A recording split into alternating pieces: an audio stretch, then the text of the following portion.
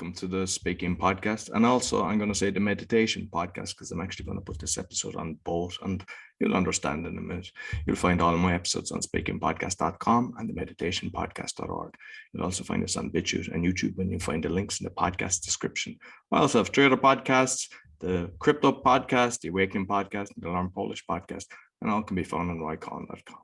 Today, my guest, and you need to look at this because he's got a beautiful background. Please welcome Alan Carroll. Hello, everybody.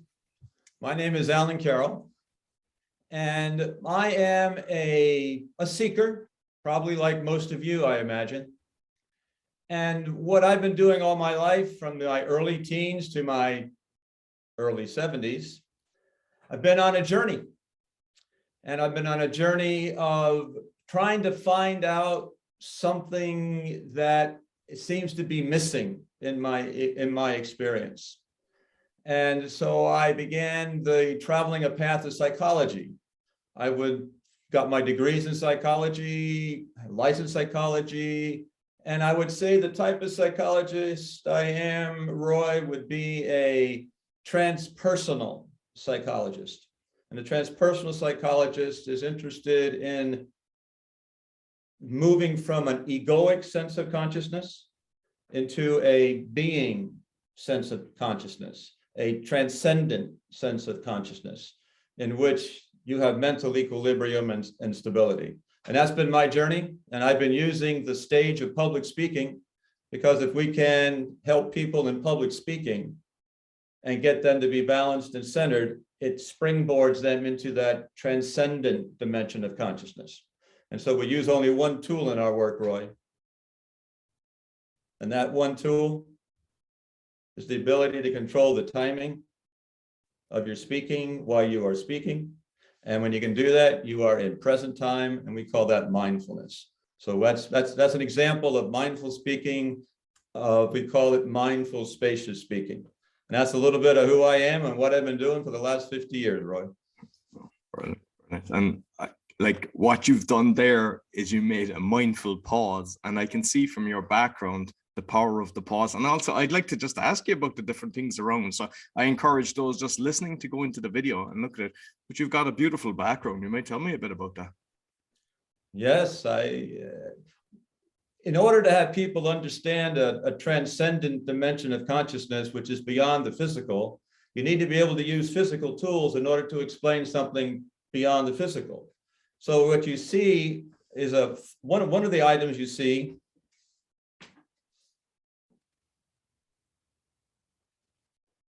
is a flute.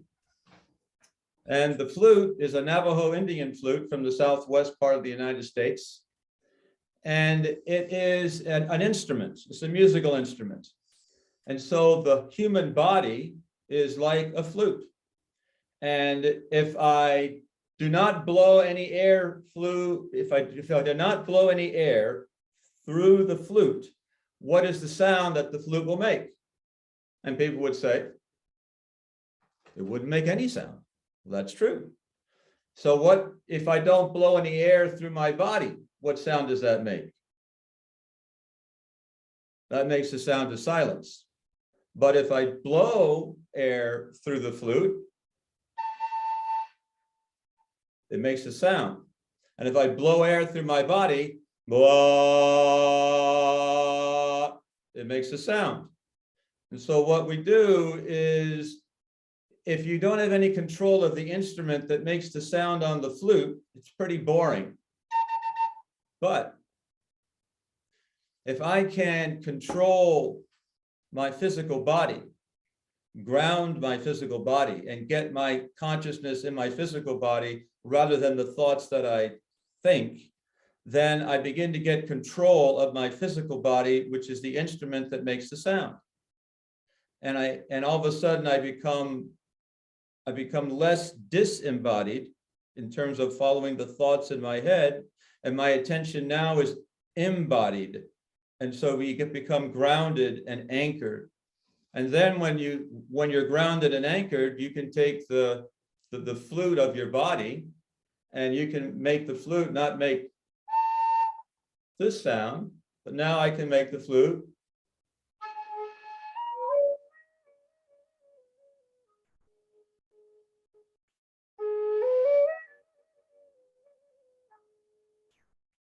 And the flute now makes a sweeter sound. And so by mindfulness and getting control of your physical body, the sound of your speaking is sweeter. Why is it sweeter? Because I have a choice. I now have a choice, Roy. I have a choice to express my love. I have a choice to express my ego wanting more for me and not a lot for you. And so as you move from that egoic consciousness to the transcendent consciousness, there's more of a desire for loving and the benefit of the all rather than for the gathering of things for myself, which creates separation. And so mindfulness and meditation is where you quiet the mind and you become still. And so when you transform a public speaker, what you're doing is you're quieting the agitation of the thoughts that they're speaking. And you tell them to pause. And that's the pause sign. And so the pause is the primary tool that we use in the transformational process. And what you see is the dance of Shiva in the midst of the triangle. And so now we have the dance of Shiva, which is their self-realization. Individuation was what Carl Jung would call it. You can call it self-realization. And that goes into into other conversations. So I want a dialogue here, Roy. I can talk a lot. No, you're great. And like something on the mindfulness as well. Like that's a beautiful space. And I think a lot of people are surrounded by clutter. Do you recommend people have like even one room that they can go into that hasn't got so much disorganization around the place, that it's like what I see there now in front of me? There's like, you feel good when you're in that zone. When I found myself going through ups and downs in my life, I remember I left a job and I wasn't quite sure what my next job was going to be. And so the ground underneath me was unstable, psychologically. And I went home and cleaned my house. I cleaned it. I threw things away that I didn't want. I washed things. So I made what I could control absolutely clear and clean. And so at least there's one place in my reality that I knew was still and clear, which then gives me a foundation to stand upon, to look out into the world. And so one wants a habit of just making sure that things are as clear and conscious as they possibly can. And what we're doing in public speaking is we're clearing the things that you're saying, the items that you're saying, the sounds that you're saying. So rather than talk 125 words per minute, let's have you bring it back, throttle it back a little bit. Maybe it's going to be 75 words per minute. So we're clearing the things out of that stream of speaking, just like we're clearing things out of your physical space. We're clearing things out of the stream of your speaking. And when you clear a sound out, it's left an empty space, which becomes a portal into that transcendent dimension of stillness, of pausing. And now you have access to the transcendent dimension, because that's where the ocean of stillness is between the sounds that you make. But no one thinks about that, Roy. Everybody thinks about the sound, because that's my ego. The empty space, there's nothing. That's my being. I'm not in. If I give up my ego in order to get to my being, then that's psychologically death to the ego. And the ego doesn't want to die. The ego wants to live. I want to be here. I don't want to talk. I want you to know everything that I'm saying, Roy. And and there's no space. There's no space. And for those that are very uncomfortable with that, because I've seen some people and they really feel uncomfortable with a pause. They feel like they have to, just keep clattering away. Is there techniques that actually stop them feeling, uneasy when they're to pause, slow down? When I'm training somebody, having them to stop, wake up, pause, ground their feet, take a breath before you speak is a very strange behavior. You don't think about doing that. So it's going to be awkward. So the idea is, are you able to stop? Just are you able to stop speaking? So you want to practice like going to the gym, Roy. You want to practice right now in your chair, looking at yourself in the mirror. Nobody's around. Just hold eye contact with yourself in the mirror and see if you can just stop. Take a breath. Ground your feet. Get your body perfectly relaxed. And then say whatever you want to say, and then stop. Take a breath. So that becomes from an unnatural conditioning of your body to it becomes natural. And so now when you're speaking, one foot is in the emptiness and the other foot is in the speaking part and into the egoic part. And so there's a balance. And that's the symbol of the yin of the Tao, is the balance of energies. And so the yang energy when you're speaking is the outward flow of the energy when I speak.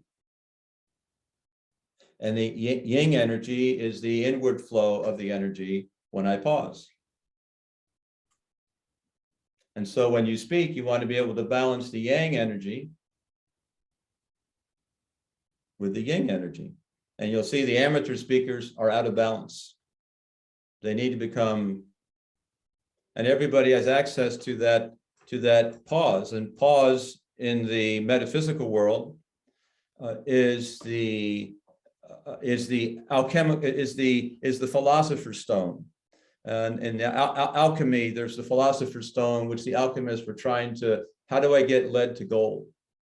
And they want, I'll be rich if I can find this philosopher's stone. And the philosopher's stone is the fifth element, and the fifth element is empty space. And so when you begin to pause, you are taking the fifth element and you're sticking it right there between the physical sounds, sound here, sound there. And when I pause, I'm taking the fifth element and I'm consciously putting the fifth element there, which makes me more spacious. I have more space in my reality now. I'm actually consciously creating the spaces between the thoughts that I think. And so I become more spacious. And every time you move, you put a space in there, the ego dies. Or the ego doesn't die, that's sort of a strong word. The ego begins to dissolve. And you become less concerned with defending your point of view and more concerned about how can I love you? How can I take care of you? What can we do together to heal the suffering that we experience? And that's the magic of public speaking, because it's available to everybody. And I suspect that's a long answer to your question. No, it's good. Very nice, very nice. And I know that you've spoke in over 50 countries, I believe. Yeah, is that correct? Right. My journey started with Werner Erhard back in the 70s in the S training, Erhard seminar trainings. I lived in the San Francisco area, and that was transformational, because he just, the S training itself was transformational. But then the follow-up assisting, they had a training us to be speakers in front of audiences to help, want the audiences to come to the training. And I was terrified of public speaking, terrified of it. So, but I did it. And that which if you face the fear, then the death of fear is certain, is one of the mottos, is if you face the fear, the death of fear is certain. And public speaking is the same way. If you face the fear of public speaking, the death of public speaking is certain. And so that started my journey way back in the 70s with Werner Erhard. And it's just continued. It's just continued on that transformational, on that transformational pathway. When you're speaking, then are you kind of go in flow, or do you know, do you structure everything? Do you know beforehand what you're going to say, or does it kind of vary? Like if you do the same speech in different countries, has it changed? You know what I mean?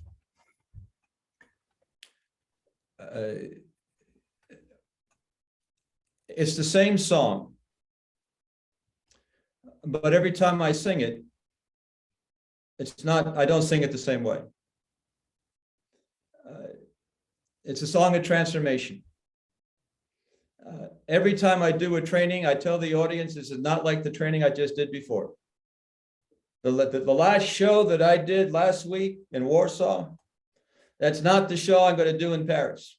It's the same purpose, the same direction, the same transformational results of uncomfortable to comfortable, to grounded, to ungrounded, to grounded, the same results, the same track, because I'm using the same element, but I'm only using one tool.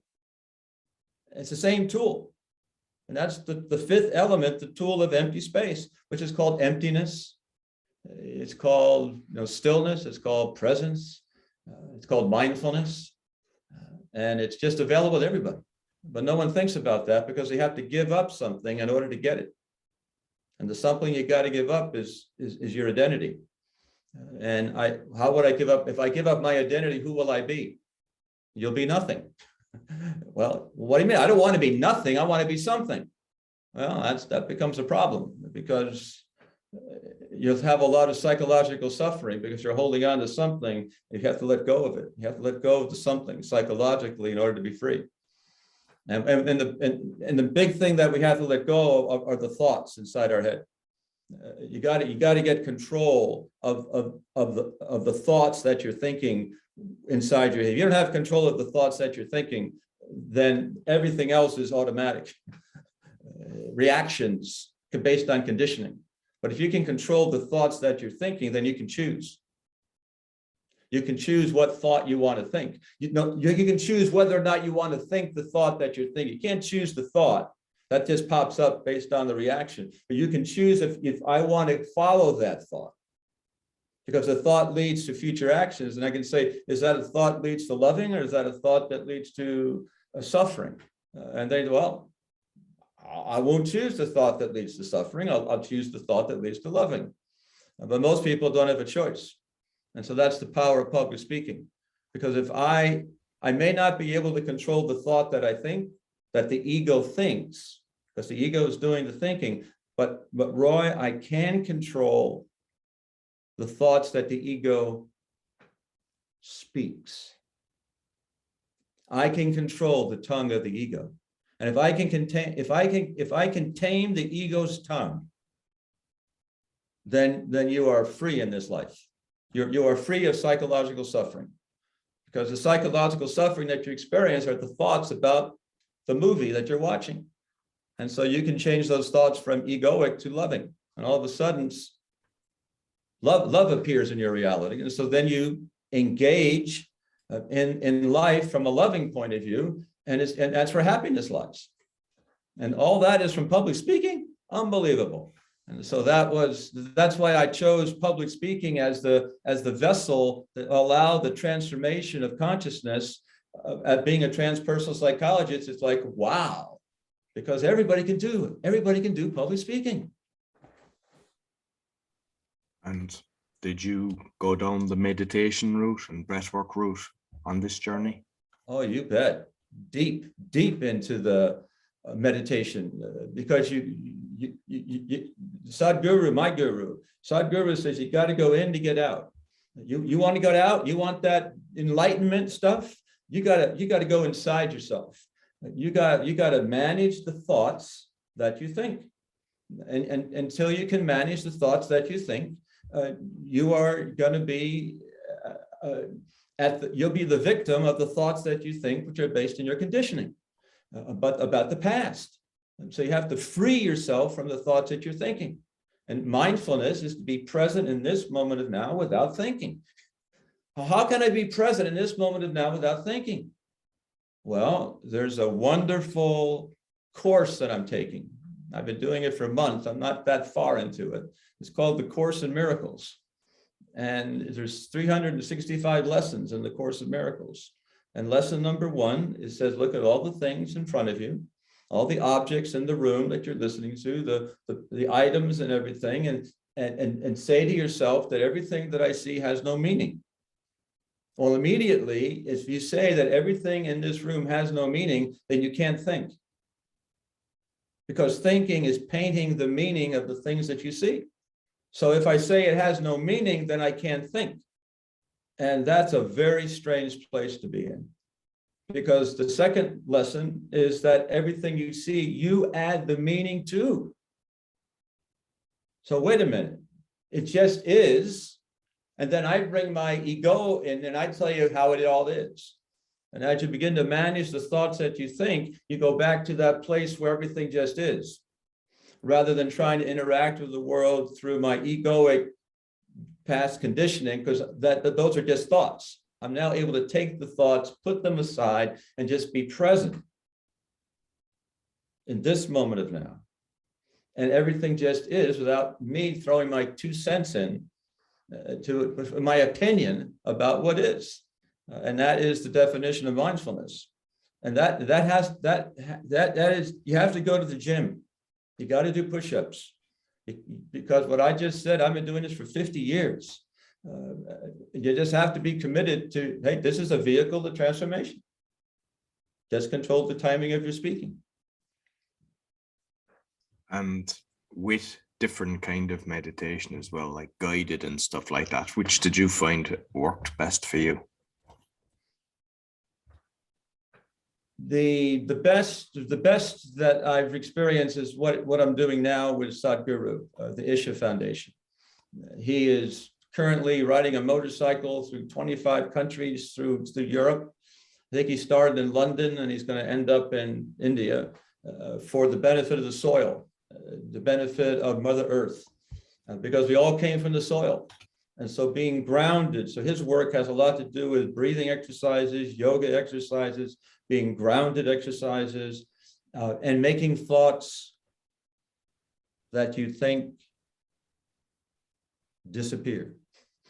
And if you can make that stream of thoughts that goes through your mind all day long, one consistent stream of thought, never ending, just one solid stream of thought, begin to put a break in that stream of consciousness, put a little crack there and another one, and begin to have those thoughts disappear.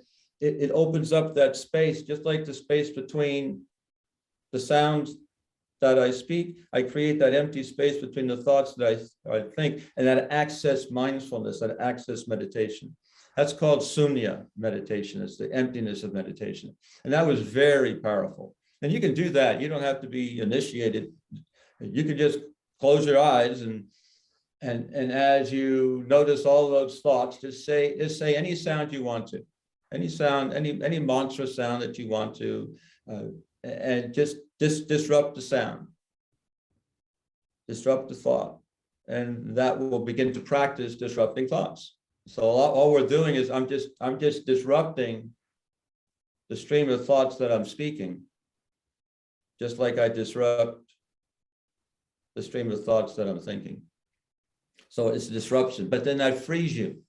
That frees you from the grip of the thought. And so that's the transformation from the ego into the being. Like with the thought process, like not many people actually think about this, but you can't be in 2 places at once. So especially now with all the doom and gloom for the last few years and now what's going on at the moment, not to be concentrating on that, because unfortunately the world that we live in, they have news coming on every hour, just bombarding people with negativity, and just get away from that. And like, even whatever thought goes into your head, just step back and think of something good, or just redirect it.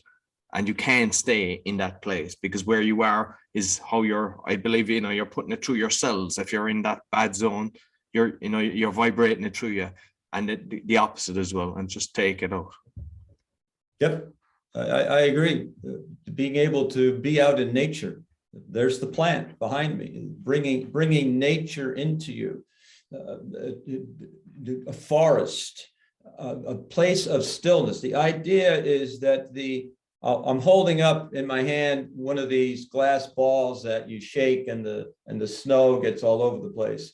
So the agitation that you're experiencing, especially in Poland, Roy, is you're close to the action.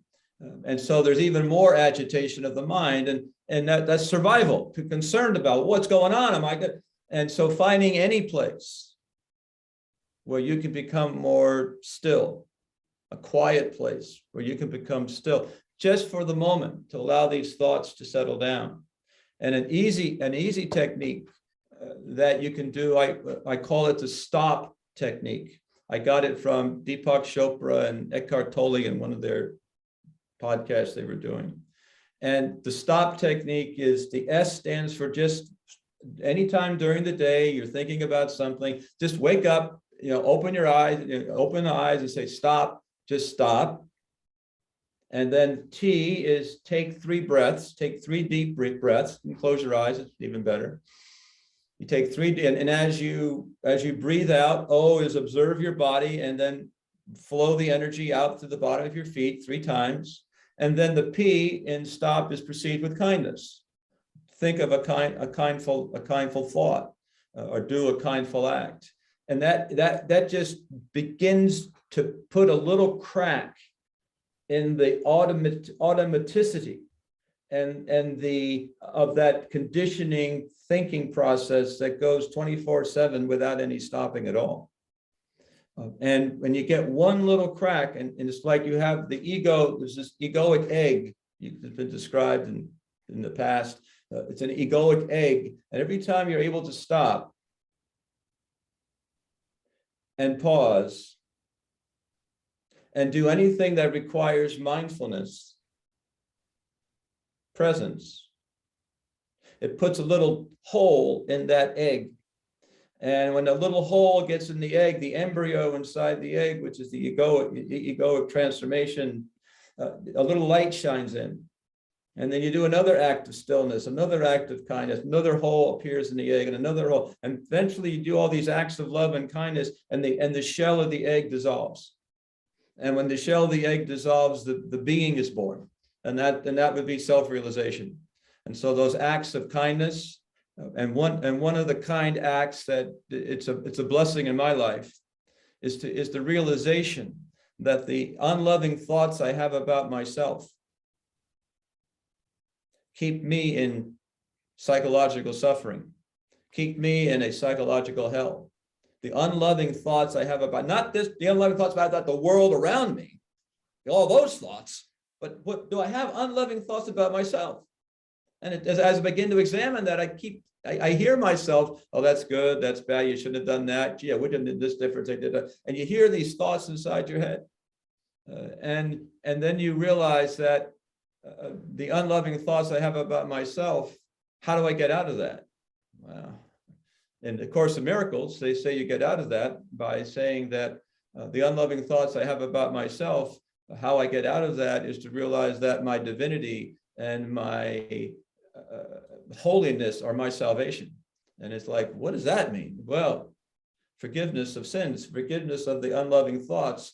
I have the loving thoughts, the unloving thoughts. If I can forgive myself from the unloving thoughts, then I experience love. Totally. Not just a little love, I experience, because I love myself. And I can't love you, Roy, until I love myself. I got to heal me first. And that's meditation. Meditation is heal me first before I'm going to put my hands out here and try to work with the world. If I'm a cripple here, let's see if I can get myself more balanced. Just a matter of balance.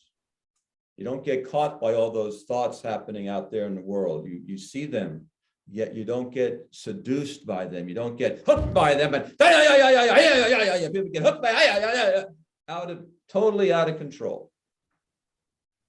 And you're making decisions when you're totally out of control. Probably not the best. And like when you're, in the zone, you are so much more productive. You get so much done. You're so much more focused, and life becomes sweet. I'm just from our conversation, I can see like you're a continuous learner. You're mentioning podcasts, doing the courses. I'm the same. I'm always doing stuff. I'm reading. I try to read 100+ books. I just love just educating, but being present and enjoying it, what I do. But what I find strange is the amount of people that don't, they might go away and do their degree, they might do a master's, and they will never read a book again or never do anything else. And then they chug through life.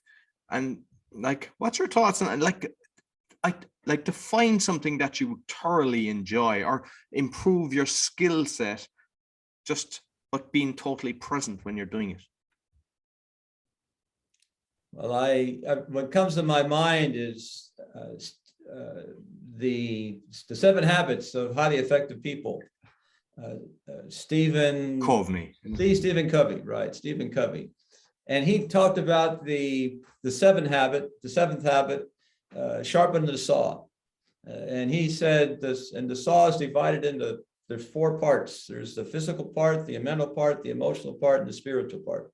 And he said you should put a little time into physical, make sure your physical body is in good shape, eat the good food, the loving thoughts, the emotional part, the balance of the emotions, you do a little work in that area, the mental thoughts, meditation, stability of thoughts, spiritual thoughts are the grounding, the being, the spaciousness, the spiritual, the religious, those are more the spiritual thoughts. And so he talked about, wanting to make sure you have the balance.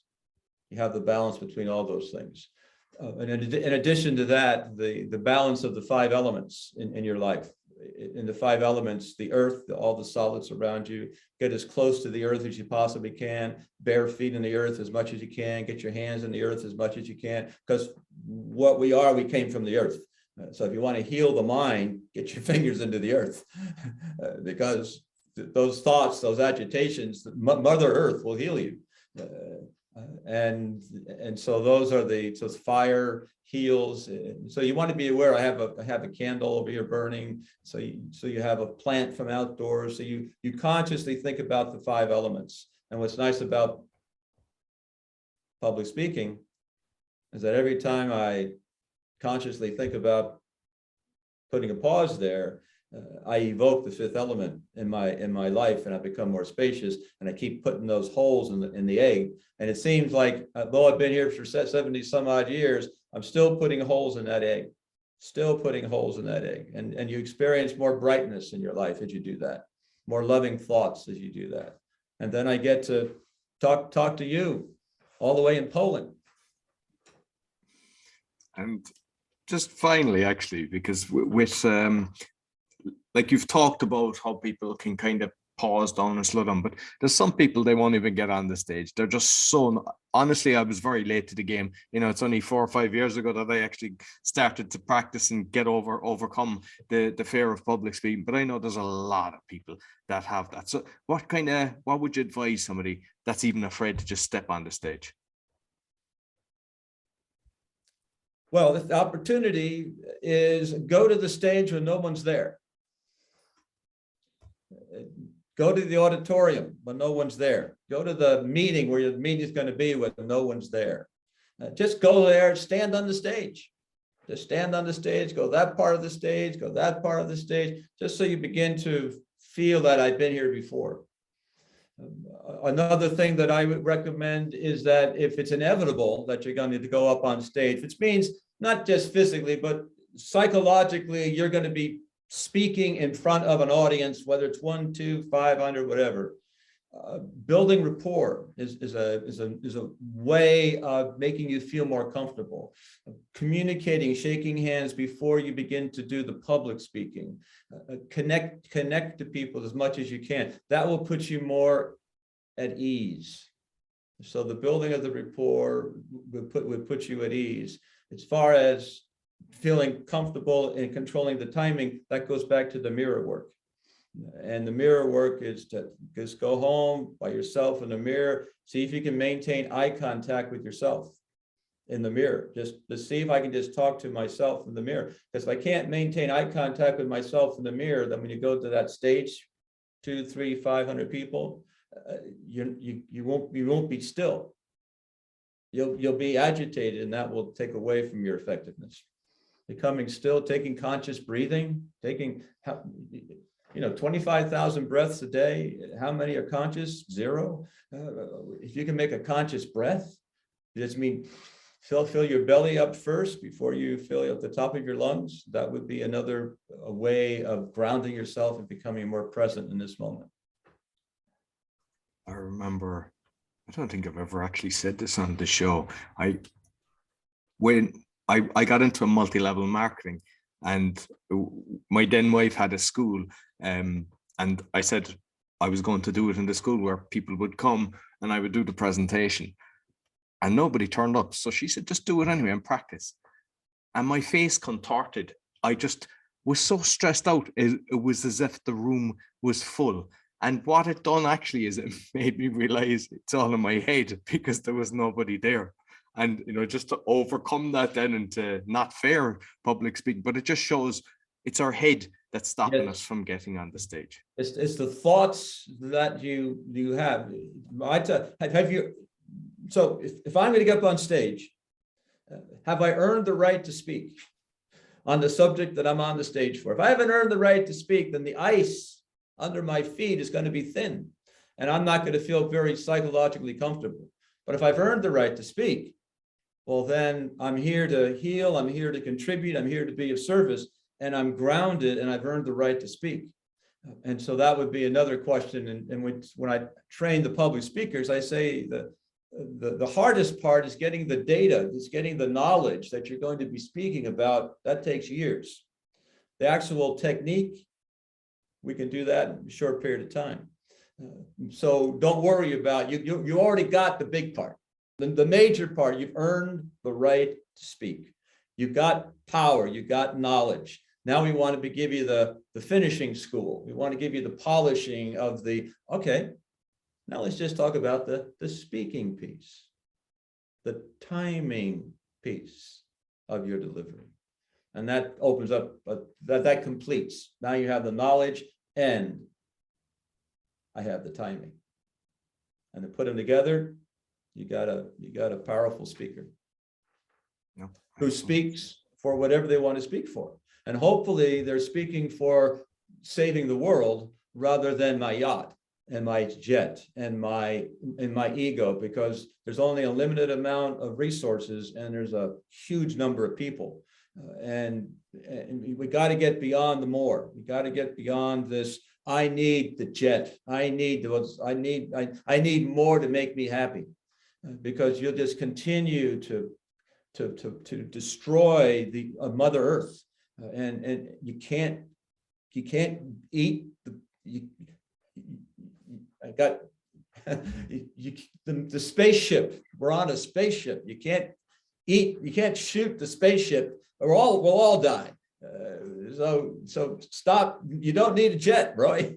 I know you want one, but you don't get to have one this time. I'm sorry, you don't get that jet. A long time ago, I got out of the wanting things, and I think when you make that transition, and to be honest with you, the main focus of the speaking podcast was for people to make a change, because I realized how powerful it is to actually make a difference. And I've noticed that a lot of the people that actually wanted that didn't have the ability to actually speak and get their message out, which in turn could get more people involved. So that was kind of the whole purpose of doing this, and which in turn the meditation then is kind of connecting the mindfulness, and that's why. And the other one is the awakening, which is exposing the different things but with solutions, so they all kind of connect together. Wow, that's exciting. And it is an opportunity for me to be able to speak about things I've been doing in my entire life. And it allows more people to hear mindfulness, allows more people to hear spaciousness. And to me, that's healing. When you begin to consciously put those little holes and light into the egg, it heals. It heals the energy. You become more loving rather than not loving. Exactly. And when you become more loving, you attract more love. That's the way I feel. Yep. Listen, Alan, thoroughly enjoyed our conversation. How can people get in contact with you? Well, we have the website, ACA at mindfulness at mindfulu.com, mindfulu.com. That's MINDFULYOU, mindfulu.com. ACA. I'll make sure I put that in the podcast description as well as on the video as well, so that people can just click directly. So thank you very much. Perfect. Thank you, Roy. Bye-bye. So that's all for the Speaking Podcast and the Meditation Podcast. And you'll find speakingpodcast.com, meditationpodcast.org on BitChute and YouTube. Be sure to give us a thumbs up, 5-star rating, really helps. Until next week, take care.